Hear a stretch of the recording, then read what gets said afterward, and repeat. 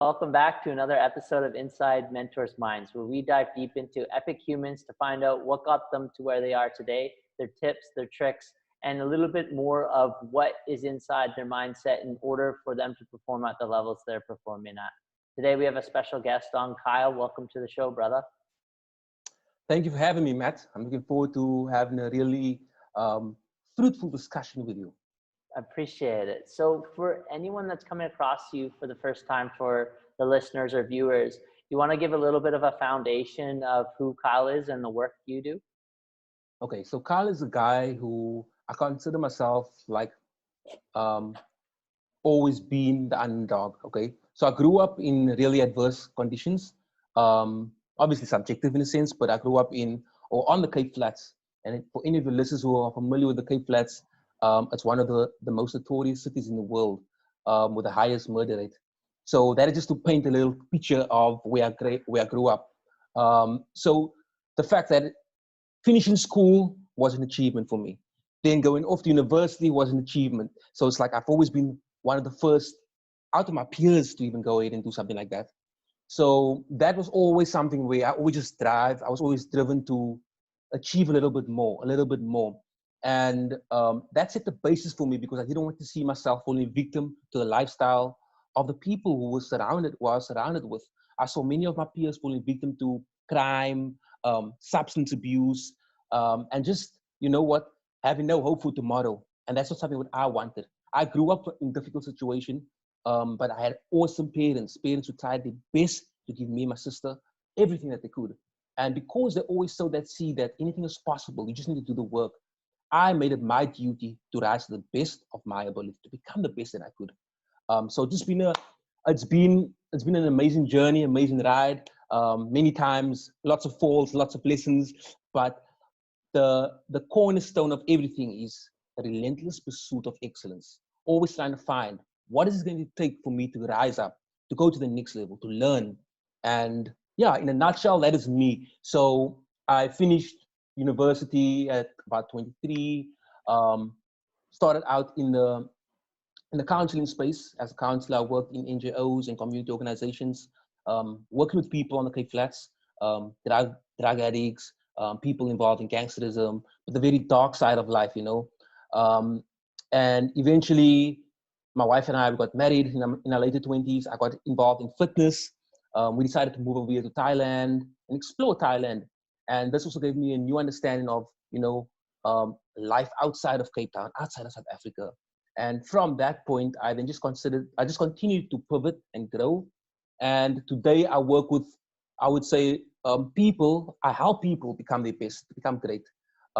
So I work with lots of professional athletes, footballers, I work with entrepreneurs, I work with leaders, with anybody who is on the pursuit of excellence, who's on their path of attaining their version of impossible, something that seems unattainable to them right now and everybody around them, but who knows, listen, yeah, I'm here for a reason and I'm willing to do whatever it takes to get there. So that's basically me in a nutshell. Man, I love it. And that is so inspiring. Congratulations on all your success and getting out of Thanks, those man. odds. Mm-hmm. Usually, if in my experience of reading, being around, and talking to anyone of any sort of greatness, there's usually like a very dark period or a dark Mm-hmm. time. Is this Mm-hmm. something you experienced? And then what was it and how did you get through it? So If you I've feel had like sharing. many times, I've experienced many dark times or difficult times, but this one that I would say was a catalyst for the change, the person who I became, because I haven't always had the perception of life or the perception of who I could become. I always wanted things to be easy. I thought, okay, I put in the work and things should come to me easily. So I'll give you a little background. So after finishing my undergrad, I studied psychology. I was like, you know what? First of all, against all odds, I managed to finish school, then go ahead, get a university degree. So you like, oh, you're looking at this milestone. Once you get it, your circumstances will be changed. Hmm. But I found myself being depressed, unemployed, living with my parents, with a bachelor's degree. I did not even want to attend my graduation, right? I did not attend it, to be frank. my parents were like, oh, we have to go. It's like something that's obviously, it's an amazing achievement. Like I told you, where I come from. So my sister was the first person from our family to actually graduate from university. I was the second. But I just thought, no, there's no ways I'm going. I was in a dark place. And I was about 20, maybe 21, 22. I think about 22 at that time. And I would just try, and I was trying to find jobs. But South Africa has a very high unemployment rate. I think it was back then easily 30%. And it was really difficult. Trying, but not getting anywhere. Eventually, I applied for so many jobs. I then got offered a scholarship to do a postgrad in, I think it was computer programming of some sort. And I was like, wow, this sounds like an amazing opportunity, because after the 1 year scholarship, it's a paid scholarship, I would then have a job by the company. So it just guaranteed a job. So I was like, wow, this sounds awesome. And this is basically one of the events that shaped my perspective of what I can do. So I went out to this particular day, this event. We had to all do a pitch on why we think we deserve to be part of this scholarship. So this company was offering, this organization was offering a paid ride at university, okay, for postgrad certificate in the IT field. And they were pairing us up with like major corporations in South Africa to go and work in the afternoons. So we work in the afternoons, we get paid. After the 1 year, we also full-time work at the company. So it was an amazing opportunity. There was only 30 of us who were shortlisted out of thousands. Excited. I needed to do a 1 minute pitch. I went in the auditorium. I stood there. There was about 30 executives. Okay, so one for each person. And you basically had to pitch why you want to be on it. And they would say, okay, I want to take him or her to be on part of my team. Wow, I stuttered. I could not get the word out. I froze. I just went blank. And I mean, for 1 minute, all I needed to speak is for 1 minute. They were like, Carl, it's fine. Maybe we ask some questions. They asked questions I still could not answer. Eventually, they were like, okay, fine. I spoke to the organizers. They were like, unfortunately, out of the 30 people, there were only 3 people who did not make it on board, were not awarded the scholarship, solely because they could not present themselves or pitch themselves for why they deserve to be part of this. Okay, we were already pre-accepted, and we're just about us standing there and saying, okay, I want to for this reason. So you can imagine, I was already at a dark place. Now I'm like, this perfect opportunity and everything. Yeah, so it was just another knock. And that particular day, I remember I was driving home and I was going to my sister's place, and I was just like, wow, life, feeling so sorry for myself. And I went over to my sister's place, and I arrived there. I spoke to her. She was like, I'm really sorry and all these things. And then she was like, okay, a few moments later, she was like, Kyle, you want to go and sweep the porch? Because we have guests coming over. And it's her husband's birthday. So they're having guests coming over for dinner, and it's her husband's birthday. And I was like, okay. And I went out, and I was like, how could she ask me after knowing that I had just faced my umpteenth rejection, okay? And I'm at the lowest of the lowest. And she's somebody who really loves me, cares for me. Yet she made this request. So I was confused, but anyway, I followed through. And while I was sweeping that particular moment, I started thinking, why did this happen? And I think that's also the light that a new insight that I got that's really been really important to me is reflecting back. Because in that moment, I was trying to reflect why she did what she did. Okay. And then I realized, you know what, at the end of the day, people can love you, people can want the best for you. But at the end of the day, the onus rests on you. It's your responsibility. No matter the results that you're getting, it's your responsibility to show up, okay? To be prepared to do your best. If you don't get the results, you find out why did you not get it and try again. So that moment became my learning lesson where I was like, you know what, it's my responsibility, nobody else's. Yes, I got rejected because I could not speak, but I'm going to do something about this. And then I basically went down a path of me saying, you know what, I'm going to become a great public speaker. Because I realized in that moment, I'm afraid of public speaking. Mm-hmm. And I just went hard at it. I went hard at developing myself. Okay. And I can proudly say today that I'm a competent speaker, competent communicator. I've given a TEDx talk. So I've achieved amazing feats since that time. And that was maybe 7 years ago, okay? 6 years ago. So that's in a nutshell, one of the dark places that I've been in and how I transferred that and allowed that to become a fuel to push me. That's amazing, man. I really appreciate that. It's, sometimes these moments in life really help us. There are these dark times, Yes. and it's not until we come to the other side to realize, like, wow, that was a really great moment. And Mm-hmm. sometimes it does take some time to get through that. So if someone comes to you in these dark moments, Mm-hmm. or these blocks, what are their common blocks that they come to you with, and then what do you share with them to solve the blocks? You see, it's always, it depends on the individual, okay, what their particular challenge is. And at the end of the day, we all face challenges, right? So it's about what is the challenge that they presented with, and what are the common challenges that people face, whether they are high achievers, right, or people who haven't achieved any, as understoned by belief, right? That is the cause of it. People lacking the sense of, I'm able to do this, I'm able to show up, I'm able to accomplish this.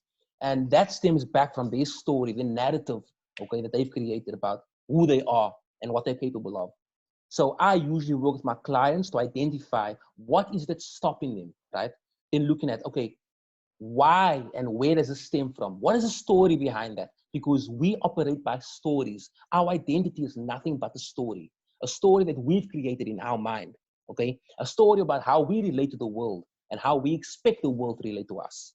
And if we want to achieve at the highest level possible, it's about us recreating the story, creating an empowering story of who we are, of us being the champions, of us being the conquerors. And not simply just creating a story, but showing up, okay, and actually living that story, saying, okay, you know what? So if I want to be a conqueror, if I want to be the hero of my story, what do I have to do to become the hero? Yeah. It's So it's it's also so following through with true. action. Mm-hmm. So let's say that I find out that I have a story that's not serving me. So the first step is to become aware of that story. Now that I found Mm-hmm. out that I have this story running me, how do I start to change that story, change that narrative? To change the narrative, it depends. So obviously I'll set up unique exercises depending on what it is that you're struggling with.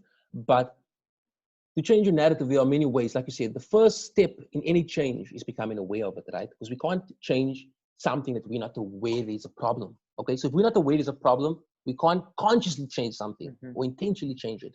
So the fact that you've already identified there is a problem, you're already halfway there. That means you've already achieved a sense of awareness. Now it's about, okay, how do you overcome this problem? How do you conquer this problem? Okay, so if you realize that, oh, let's say you know what, my belief is not there in order for me to lose weight, right? Mm-hmm. Because belief is critical in every single thing. People think it's simply just a plan and taking action. No, people sabotage themselves because they lack the belief. That's why there's people who's been struggling for years and years and years to lose weight, right? But they don't get there. Why? Now, it stems to the belief. What's the belief that glues together everything? So if we look back at it and say, you know what, this person lacks that certainty that I'm going to achieve this. It's more tentative. Okay, I'm going to try. Okay, so basically, in essence, it depends on what a particular block is or what a particular story is, the narrative, and then trying to align activities that helps that individual challenge that. Because all you want to do is challenge that story to make that individual realize that this is not the reality, that this belief maybe served me at a particular time, but it doesn't serve me anymore.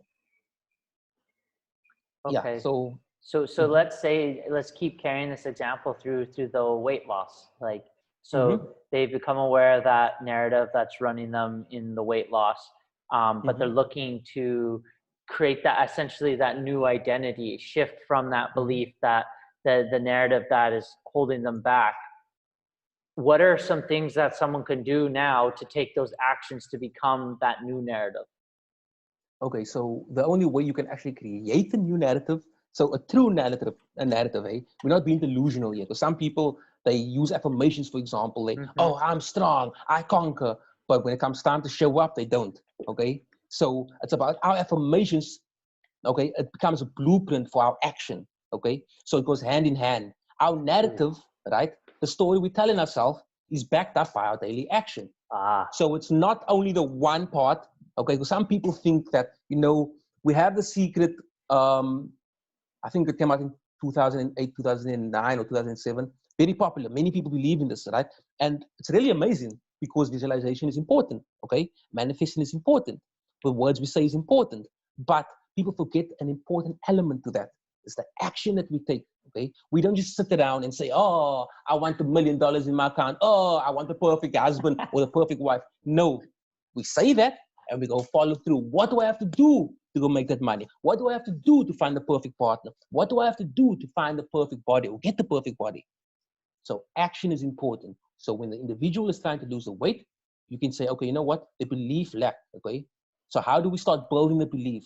We start building the belief through the action that individual takes, showing that individual, challenging that individual, like through the exercises, because maybe they just need something that's more intense, an intense form of training, and showing them that they're capable of doing this, okay? And that through this, over a period of time, they'll be able to achieve their dream body. So we're just consistently showing and showing and showing up. That's it. We need to show up for our story. We can't simply just say or write a new story, right? It's two elements, very important that we don't miss that. so this is interesting. You mentioned The Secret. This is something that Mm-hmm. I think is done really well for people. Like it's really helped Mm-hmm. in people's mind. But I also, at the same Mm-hmm. time, think it's, from my observation, has harmed people in the same way. From this part that you're talking about here, like Mm-hmm. the action to support instead of just sitting there. What Exactly. other elements do you think The Secret is missing that people just read the book and think that they can just kind of be passive in their life to get the results? Is there any other components that come to mind? I can't remember. I read that book years ago, but I know that one thing that I've discovered over the years is that action, action is what you need to take to achieve anything, right? You can't grow a tree without taking action. We can't get to a place without taking action. We can't even get out of bed if you don't take a step to get out of bed, right? So you can lay there, oh, I'm out of bed, oh, I'm at the beach. No, you need to get out of bed and Uh-huh. get yourself to the beach. Action. So there is the manifesting part where you can say, you know what, I have the vision board, and all these things are true, right? Because we need to understand that whether you have a vision board, it's something that's in your eyes, in your face all the time. So it's reminding you of what you want. Okay, so that's important. Visualizing teaches your brain the importance of the thing that you want, okay, and how it basically links to what you want. And it helps you identify ways of getting what you want. Then the action part is the part of you taking action to get it. So, like I said, the secret is not a lie. Just that people stop short. They omit a really important element to that. Okay, we don't just manifest. Okay, manifest. Take action to manifest what you want out of life. Hmm. And so, in terms of manifestation, how Mm-hmm. much do you use manifestation in your work and for your clients? It depends once again on the individual client. So my sessions are all customized based on the individual. So I don't um, try to insert my beliefs on my client because some of them are maybe more faith based. Some of them need to tap into the darkness because we know that, like you mentioned earlier, all high achievers have a story, right? Usually a dark story that pushed them. So sometimes we need to tap into that darkness as well. So it depends on what my client is struggling with, and I will obviously evaluate based on their goal and what area to push on, what particular tool to use to help them achieve that. But it all boils down to how we're going to fuel them to get to what they want, right? Like you said, you can Mm-hmm. everything in our life. The world produces. The world gives us everything we need to get what we want out of life, right? It's about us opening our eyes. It's about us saying, how do I change this to the fuel that I need? Okay, whether it's darkness, whether it's pain, that's everything you need, right? So it's always saying, you know what? Yes, I might not be getting the hand I want, but how can I become a master at winning with a hand that I'm dealt? Mm-hmm. And I think you're a representation of that, where Mm-hmm. where you've come out of. I mean, Exactly.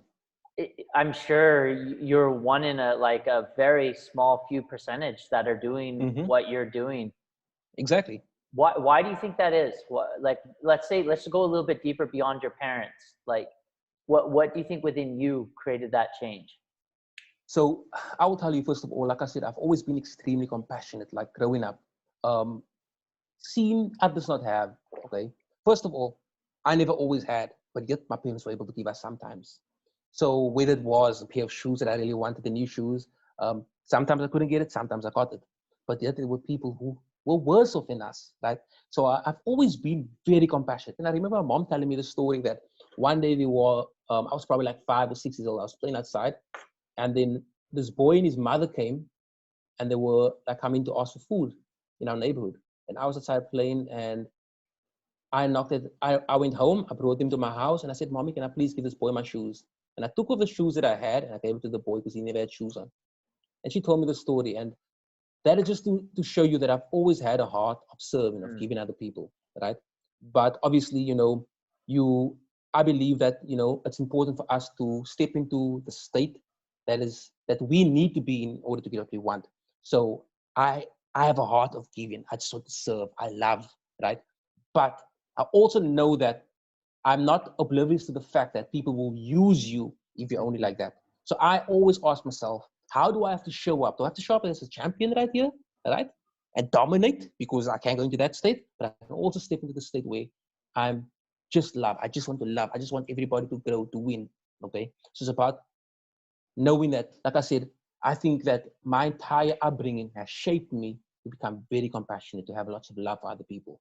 And I don't know if it comes from my genetics or where, but that's always my heart that I've had. I've always had a heart of serving. But like I said, my own challenges then shaped me, where I always reflected back on how I could overcome this. And I've had many challenges, whether it was me even losing weight, right? I was like 25 kilograms heavier. That's just when I came out of the whole depression stint um, after graduating university. I was about 20, 23, 24. And that's basically where everything started to change. 24, 25. I'm turning 32 now. So that is when things started to change for me, where I went back to university. I did my postgrad in psychology. I started my own cleaning business. I just started saying, you know what, I'm no longer waiting for people to give me opportunities. I'm going out and creating opportunities for my body, opportunities for my mind. And I immerse myself in the principles, the lessons of life. Okay. I just started reading and falling in love with reading. So I wouldn't say there's one specific thing that crafted the individual you see in front of you, but I would say, you know what, it's accumulation of things, accumulation of falls, accumulation of having a low self-esteem, of being bullied, accumulation of having to stand up for myself, of having to craft the person you see in front of you, accumulation of putting my head down in the books, trying to see what are the lessons of other people who've been through this. Okay. So like I said, it's been accumulation. It's just been a ride of me always trying to learn and gain. And that's basically it. Man, there's so many things in there that you said are really interesting. Harnessing your darkness to fuel you, standing up for yourself because you're a compassionate person and having to be Mm-hmm. mindful of that, and looking Mm-hmm. into the principles that have gotten you, and like reading other people's principles. Mm-hmm. When you say harnessing your darkness, Mm-hmm. how can someone harness their darkness We all while have still darkness. in it? While still in it, right? So the thing is that if you're still in your darkness, it's very important. Like if you're going through a really difficult time right now, it's very important for you to just, try to get out of a difficult time, because we know that when people are in a depressed state or like overly stressed, it's really hard for them to think about anything about a better tomorrow, right? So it's just important for them to take action in this moment. And sometimes it's okay to just be, instead of focusing on becoming. And that's Mm, also an important distinction that we should make, especially as high achievers, where we're always trying to become, mhm. like always chasing the next win. Sometimes it's okay to say, you know what, right now, this season requires me to just be, for me to be mindful, for me to be present, for me to be listening to what's happening around me, to learn, to gain, and then get ready, rejuvenated, renewed, and then you can go on again and become. So I think it's very important for people to distinguish where they are right now, realizing that it's only seasonal. Everything in life is seasonal. Mhm. Okay. But it's important for us to say, what am I doing during the season? Because what you do during the season will determine the outcome that you get. Okay, it will determine the results that you get. And many of us, when we are going through a season, a tough season, we put our heads down. Okay, we feel sorry for ourselves. We become the victim, and we keep that victim's mentality, and we carry it through even when we go into our next season. Instead of saying, you know what, I know that this difficult time is going to pass. Okay, difficulties happen to everyone, no matter who they are, no matter if they come from a silver spoon background, no matter if they had no money, no matter what it is. Okay, everybody faces difficulties and challenges. It's part of the human experience. So it's saying, you know what, I know that part of my experience is that I'm going to feel pain. I'm going to experience pain. Okay, but how do I not succumb to the pain? How do I not let the pain define me? How do I instead use the pain, okay, transmute the pain and turn the pain to my fuel to actually fuel me to become who I know I can become, or who I'm destined to become? Because there are so many people living life way below their potential simply because they are scared, right? They need that fuel. They need to tap into that fuel. So if they're going through a dark time right now, first of all, it's okay not to have all the answers. It's okay to feel sorry for yourself, okay? But just tell yourself, what is one step that you can take today to move forward, okay? Also acknowledging that this experience is not unique to you, okay? Everybody across the board experiences that. Then once again, understanding that it is seasonal, it will pass, okay? And keep looking out for the moment that's going to pass. Hold your head up and say, you know what can I do today to move me forward? That's it. One step forward, one step forward. That's it. Once you're able to see the light, then you're able to say, okay, now maybe I need a new plan or strategy to actually grow in the new season. But first, sometimes you have to be, depends on what season you're in. Okay. I love that. I love Mm-hmm. that. That's such a good Mm-hmm. idea. Thinking about it in seasons. Mm-hmm. I had just achieved a certain level of a fitness goal that I've been working towards, Mm-hmm. and it required me to use like my yang energy. But since Mm-hmm. reaching the goal, I felt like, whoa, I need to now be in yin. So I need to be a little different body movements in my body right now. Mm-hmm. And I love that you're talking about how you show up in the season. That's Mm-hmm. such a great way to look at it. So then, okay, how do we and how or what's your process? Say within you building your businesses. I mean, I'm sure you've had to overcome imposter syndrome and Mm-hmm. fear. So Mm-hmm. so say I'm in like a dark season, I see the light and I'm like, okay, that's the direction. But then the next little thing comes in is fear. What should I do to navigate this fear? Fear is natural. Okay. All human beings experience fear once again.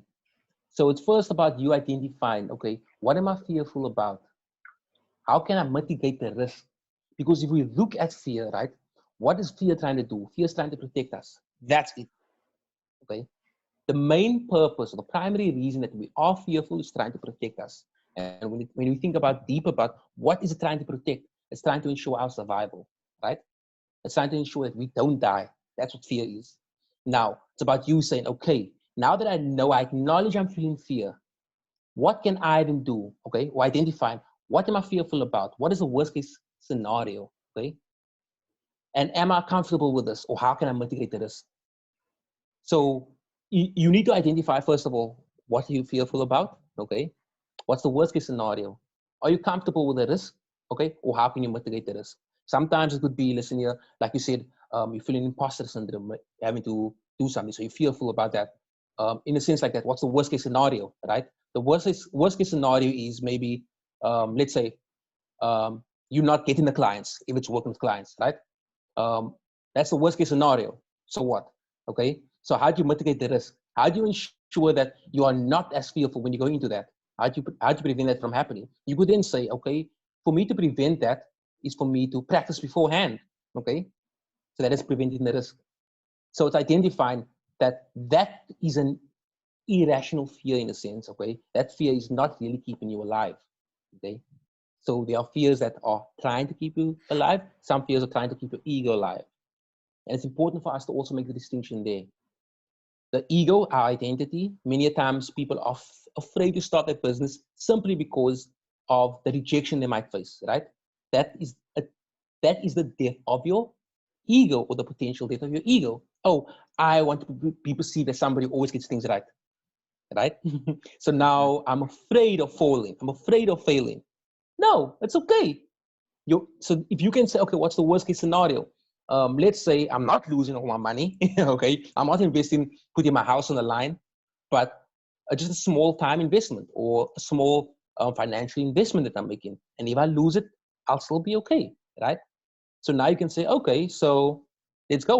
Because you can then say, oh, it's simply my ego, the death of the ego, okay, or the potential death of your ego. So it's also distinguishing what type of fear is it? Is it really a fear that's trying to keep us alive, right? Then identifying um, what is the cause of the fear, or how can you mitigate the risk. So yeah, that's in essence basically it. And like I said, there's always ways around that. How do you mitigate the risk? I love how you say mitigate risk, because Mm-hmm. reward and risk are on the same Mm-hmm. plane, right? You can't get this Exactly. reward without taking this risk, but you can mitigate the Exactly. risk and like put Mm-hmm. the risk in these bite-sized chunks and break it down. Um, Mm-hmm. what would can you give us an example of a fear that you overcame, like one of the bigger fears that you've overcome, and then you've mitigated the risk to allow you to overcome it? I would say one of the biggest fears that I had to overcome. I mean, there's plenty of fears, okay, right? You know that we are all conditioned. We are conditioned, and that the conditioning of our past experiences, our past faults, our past fails, that all shapes us, right? It all shapes our view of ourselves, but our view of the world as well. And that becomes like layers. We become like a layered onion where we need to peel it all away. So I've always been trying to peel away my fears right now. Now that I know that even I'm not going to die because of this. How can I overcome this, right? So, like I told you, the fear of public speaking. I knew that my future, in my future, I wanted to, because if you're looking back, like I said, about 6 years ago, 7 years ago, when this happened, um, I knew that someday I want to be able to speak to people, right?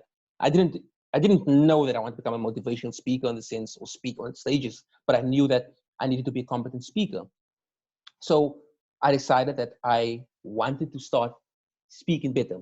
Now, in terms of that, so let's look fast forward 5 years later when I actually did TEDx talk. That was the first real talk that I've done since then, right? Since my failed attempt at the scholarship opportunity. So how I mitigated that risk is simply practicing, right? I practiced, and I had to face a lot of blocks beforehand, because I promise you, there were times where I think it was a month before where I was like, okay, I'm doing this. Now I took about, out of the entire month, I took about almost 3 weeks to write up my talk. Because I would write up something, no, this is not good enough. Write up something, no, this is not good enough, right? Because obviously that shows that I was trying to, I was seeking the perfection in a sense because I was afraid, right? And many of us are like that, where oh, this business plan's not perfect. No, next one, no, it's not perfect. Until I was like, okay, now I'm under pressure, time pressure, because I need to get this done, because I need to be able to practice the speech beforehand. And I think it was last week, all I did was practice. And like I said, that was the first time I actually went onto a stage and spoke. But I could feel, like I said, before that, the week, the weeks leading up to that, there was actually a moment where I actually experienced anxiety, right? An anxiety attack, and I don't get that. Um, um, I I can't recall a time where I've ever had an anxiety attack. Maybe the last I could probably be when I was depressed in my early 20s. So I was practicing for the speech and trying to get the things, everything perfect. And then I was looking at the speaker lineup, and I was like, oh my word, these people, like I started, the imposter syndrome. Oh my word, steps in. These people are so more well known. They are all like these really good speakers and all these things. And I just got overshadowed by doubt and anxiety. And immediately my heart rate started pumping. And I was like, I slowed down, I breathed, and I remind myself, I took myself out of my own shoes and reminded myself that it's okay, right? I know what I'm experiencing right now. Just breathe, let it go. And obviously it didn't last long, it lasted a couple of seconds. But that was just an indication of, the barriers I had to face trying to overcome this fear. And I knew I was ready, but sometimes the mind plays tricks on us. So that is one of the fears that I had to overcome as well, that I would say one of the biggest fears. But on the day when I went out, I was ready for battle. I was ready for battle. And how did it go? How It did went you do? well. It went well. Obviously, looking back today, I can see there are areas where I could have done even better. But for that time, it was excellent, right? Today, I would be even better, but that was for that time. What would you do differently now? When I do have an opportunity, I would be a better storyteller. I'll try to tell stories more, right? Because the audience connects with stories. So that's very important. So that's what I've learned since then. Whereas I was just, telling them like basically information and things. Whereas I would try to connect more with the audience first through story. So that's what I would do differently this time around. I mean, even my story, the fact I would even brought up my story that I was afraid of public speaking, but me standing there is an indication of what you can do. You understand? I think you would have really connected to the audience with that. I feel connected to you from that, because you're talking me through the experience. I can just imagine what is happening, because I mean that's one of our human fears. Basic fear is public speaking. Yes. It's a common fear from a lot of us. So at some point too, I plan to go on stage as well. So it's always good to have like ideas and things. What advice could you give me to having my first speech on stage? I would definitely say like connecting with the audience, right? Very important, storytelling. So like storytelling is a way that you connect with people, because that's how we connect with, that's why stories are so important in our lives. And even our narrative is a story, right? Everything's a story. So just trying to craft a story that really connects with the individual, connects with the people in there. And I think that's one of the most important things that I would definitely say when you are speaking from stage. But also, great way to practice is attend the Toastmasters. Did you do that? Did you practice I at did. Toastmasters? I went to some events. I probably went to like 4 Toastmasters meetings. Yeah. But that's what I said. I haven't really put a lot of practice into my public speaking per se, like directly, but I've put a lot of practice into me as an individual. Knowing that, because obviously now that, I mean, my background is understanding the individual, right? Understanding the mind, understanding the person, understanding fears. So I could then look at myself and see like where my fear of public speaking stemmed from. It stemmed from the fact that I saw myself as being inferior. And that's why I wasn't able to speak in front of all those executives, right? I saw myself as being less than they were, understand? I had a low self-esteem. I was overweight, all those things, right? So that was the reason I could not really speak. I felt like my English was broken. Yeah, it might have not been perfect, but nobody's perfect. So embracing imperfections is another thing that I would also say. So yeah, so those are key takeaways that I use. So I didn't specifically work on my speaking, but I specifically worked on my mind. So now that you and I are both into the mindset world, what do you think, let's say someone, I know this is again case by case, but just bringing in a generality so we can talk to hit a broader audience. What do you think are some basic things someone can do to start enhancing their mind or their mindset? So they say like, I'm a negative thinker, this and that. What can they do? Yeah. So first of all, if you're a negative thinker, it's very important for you to then start reconfiguring your mind, okay? And the way you can do that, first of all, gratitude helps with that, right? And gratitude is very essential because it takes us out of our own, okay? Because we are always living life through our own eyes, okay? Through our own experience. And ultimately, no matter how great we think we are, okay? No matter if we think the world revolves around us, it doesn't, right? We'll fall dead tomorrow, and a week later, everybody forgotten about us. Life would have gone on. So we need to realize that, life is, no matter, I saw this quote not too long ago, even the longest life is only a short ride, right? It's a short ride. So we need to acknowledge that we get an opportunity to be on this planet, right? We need to acknowledge that we have food. Even if life is not perfect, even if you hate your job, at least you have an income. There are people who don't. So gratitude, firstly, that's the very first thing I would say. And then I would say, trying to reconfigure your mind is read. Okay. It's also important what you're filling your mind with, whether it's reading, whether it's podcasts like this. Okay. So it's trying to say, how can I gain more insight from people who are inspirational, who are different? Because if I'm only going to consume the things that I am consuming, whether it is the negative news, listening to your friends, and I mean, like I told you, it's easy for people to fall victim like that. You understand? If everybody around us is negative, it's easy. Mm-hmm. I complain because just work again, or this is that. Everybody want to see who's the best complainer.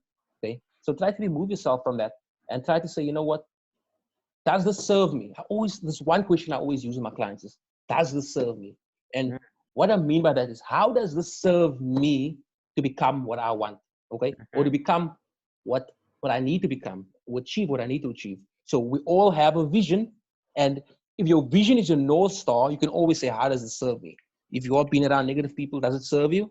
Or doesn't it serve you? If it doesn't serve you, you need to move away from it, right? So it's always saying, how can this? So it's about using everything once again to always move you towards what you want, your North Star.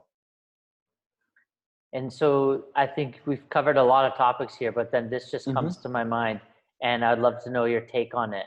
What's your take on how your thoughts create your reality? So thoughts create your reality. If we look back at there's one core framework in psychology, right? I think it's behavioral theory that speaks about basically a thought, right? Our thoughts produce our emotion, which then produces our action, right? So it's thought, feeling, action. So if we think about it in this particular framework, if I wake up Monday morning and I'm like, it's work. Oh my word. Now I have to go again and see all these people and deal with this lousy boss.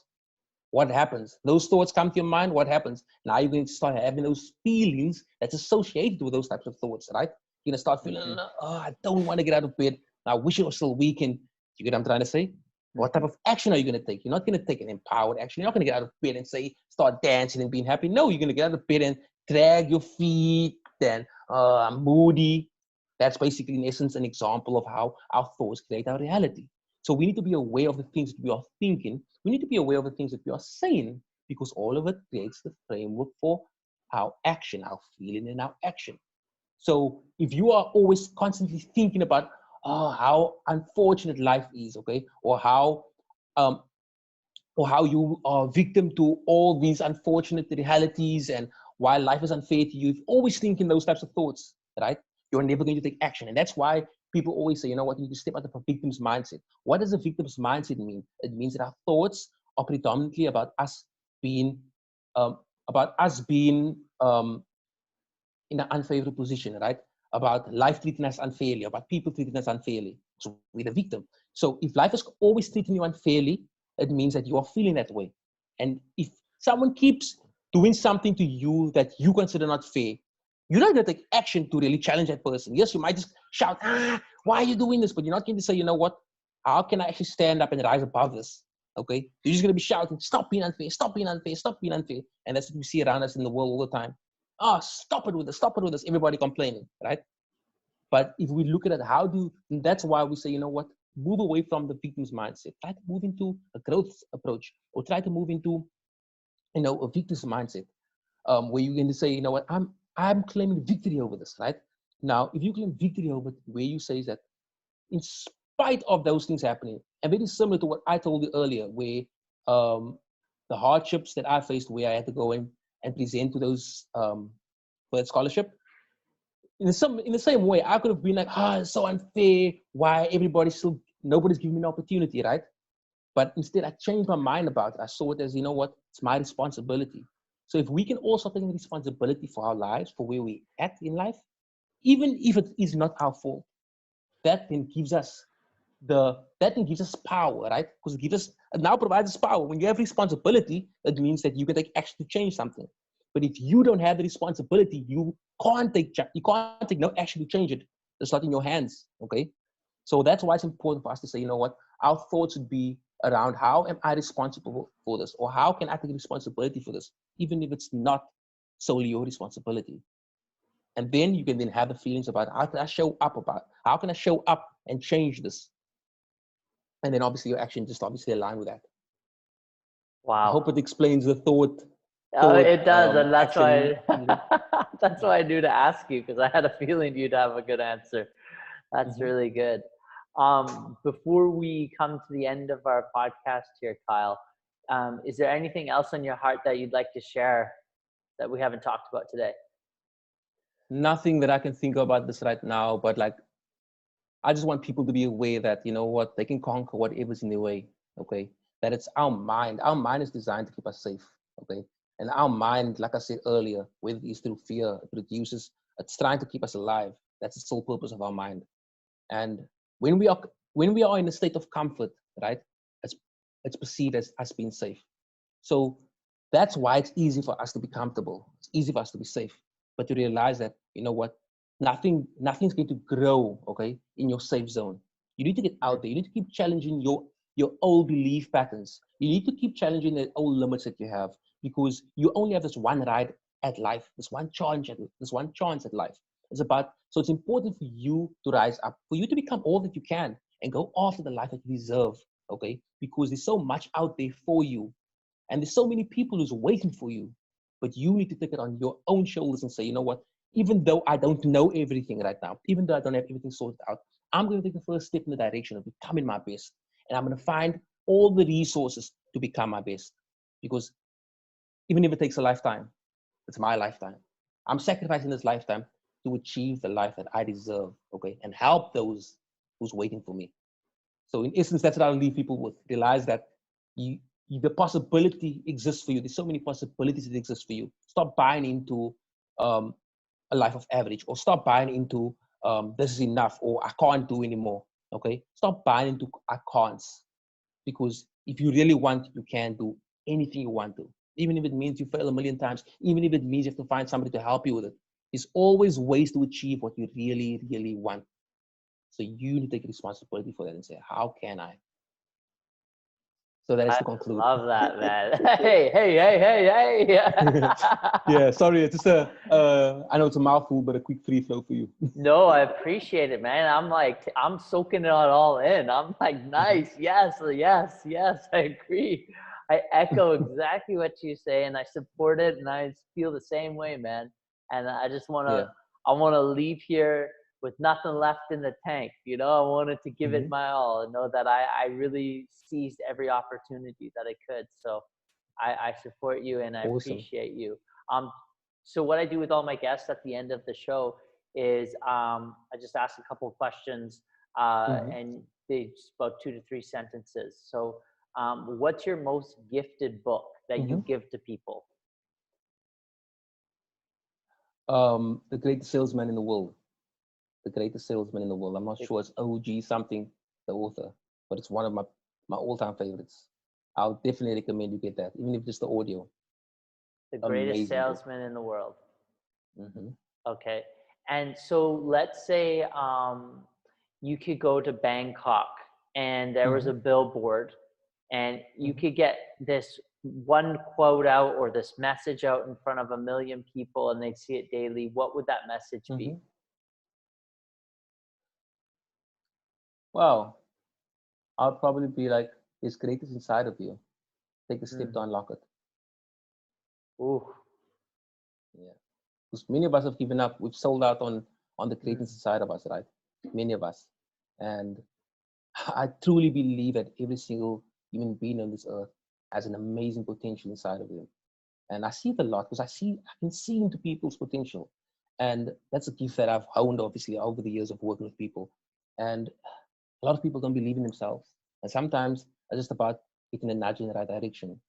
And I'm here to tell people today that if I can do it, right? Because I believe in myself, then you can, right? You can rise to whatever you want to. I mean, I gave you a brief background of my life. That's just a brief background, but I mean, it's been filled with many challenges, right? Many adversities, and like I told you, the majority of people don't make it out of there. They don't make it out of the wood. they don't make it out of the ghetto. That's it. So I'm telling you that the possibilities that exist for you is endless. But it's about you. It's about you saying, how do you step? How do you take the step to actually turn your obstacles that's in front of you right now into your opportunities? And how do you rise to becoming the best version of yourself, the best person, and really step into your full potential? I would read that sign every day. I walk by it just to read that sign. And Kyle, in the last 6 months, what's a new habit you've acquired that's positively benefited your life? Wow, in the last 6 months, I'm trying to think now. In the last 6 months, I think, when I made a distinction about being and be, right? I think in the last 6 months, I really made that distinction where it was important for me to be. Maybe not in the last 6 months, because I think that this last 6 months would be in the start of the year. But I would say in the last 12 months that I realized that it's important to just, I created the distinction between be and becoming. Because like I said, high achievers, me especially as well, like you constantly fuel to achieve the next goal, right? And sometimes in life, like I tell you, depending on the season you're in, sometimes you just need to take a step back and just need to be, right? You need to allow yourself to be, allow yourself to feel sorry for yourself, allow yourself to grow from the things that you learn or that you've been through. So obviously, I can't leave you with that without giving you a little brief background into why I say that. So my father passed away last year in August, right? So that has been an extremely challenging or difficult time for me, in essence. So that's the first time, obviously, I lost somebody really close to me. And I think that was one of the things that made me say that it's okay to just slow down. It's okay to acknowledge that you're in a different season of your life right now. And that season taught me lots of things. Like I say, every hardship brings with it the equal seed of opportunity, right? And going into that already, I could already say, you know what, I know what some of the gifts are that I'm getting from this. Even though I would trade them any day for my father, but I still know what some of the gifts are. And one of the gifts is the fact that I knew it's going to make me a more compassionate individual because I'm truly experiencing what it is to lose somebody that you love, right? And it's truly allowing me to connect with death, to awaken to my mortality, right? Because that's one thing, people go through life expecting never to die, right? Yes. And it's unfortunate that sometimes somebody close to you have to die in order for you to really wake up that, you know what, our time's ticking away. But like I say, it's also a gift. And also the gift is like really connecting to the pain. And that pain is important. First of all, like I told you, pain can fuel you, but also pain is part of the human experience. So I'm on this human experience like you are, and I need to allow myself to feel as well. And it's through feeling and really going deep into it and really understanding it that I can get the lessons. And these lessons then make me a stronger leader. It helps me to really serve people at a different level. And I mean, I've helped many people who've been struggling with their own challenges in terms of losing people.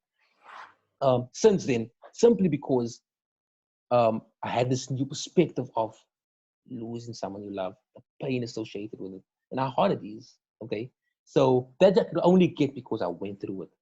So that is an example of why I spoke about becoming and being. And like I said, the last 12 months, that's something that I slowed down, right? Because I needed to take my foot off the gas. I needed to allow myself to just be instead of focusing on becoming, right? And very essential. But like I said, sometimes it's okay to just be in the season you are in. Get the lessons because every season gives us lessons. Okay, allow it to refine you.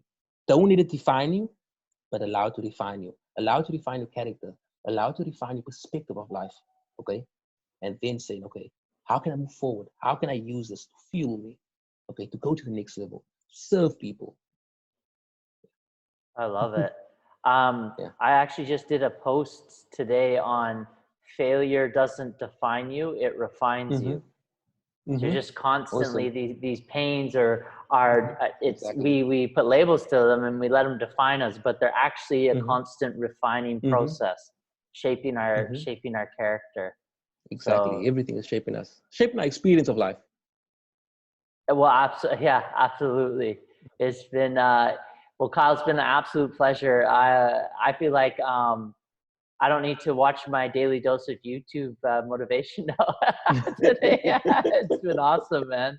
I can really feel your You're welcome. passion and I'm sure Welcome. all the powerful transformations you're facilitating for the world. So for Mhm. anyone listening or watching this, how can they connect with you? They can connect with me on Instagram, right? I think it's at Coached Success. Um, yeah, I think that is my Instagram, or coached_success. I also have a podcast. So it's coachedsuccess.com/podcast. So that's the main ways, but they can also connect with me on, I have a YouTube channel and I have a Facebook group and page. So Coach Success on all platforms in essence. And that's Amazing. COACHED, Edie. coached, yeah, success. Okay. Amazing. Well, Kyle, thanks so much. And for the listeners, this was another episode of Inside Mentors Minds. Take care, everyone. Perfect. Thanks, Matt.